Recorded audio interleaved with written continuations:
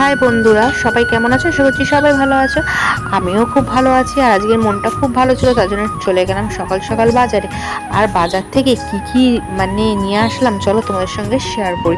প্রথমেই আমি নিয়ে নিয়েছিলাম একটুখানি মাছ। আমি না বাজারে গেলে প্রথমেই আমি মাছ নিই, কারণ মাছের দামটা একটু বেশি হয় তার জন্য। তো এই মাছটা নিয়েছিল 128 টাকা। দামটা কমাতে বলেছিলাম, কিছুতেই কমালো না।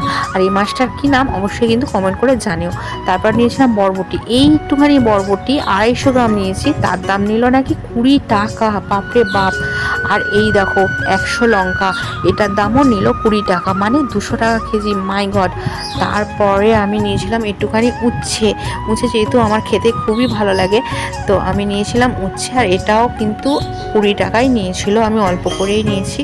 সো এত সবজি এনেছিলাম, দাম কতটা কি নিয়েছিলাম সেটা আমার মনে নেই।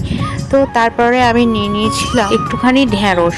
আর ঢ্যাঁড়সটা কত দাম নিয়েছিল ঠিক মনে পড়ছিল না, ওই 20 টাকাই নেবে হয়তো। কত গ্রাম নিয়েছিলাম সেটাই মনে নেই। তো যাই হোক, ঢ্যাঁড়সগুলো দেখে আমার খুবই লোভ হচ্ছিল, কারণ ঢ্যাঁড়সগুলো ছিল প্রচুর নরম, কচি।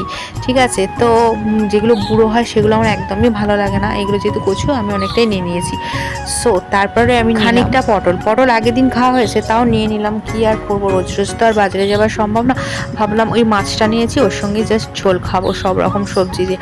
তো এই হলো আমার আজকেকার মতন বাজার। অনেকটা বাজার করেছি, আর আমার বাজার করতে খুবই ভালো লাগে। কার কার এরকম বাজার করতে ভালো লাগে অবশ্যই কমেন্ট করে জানিও।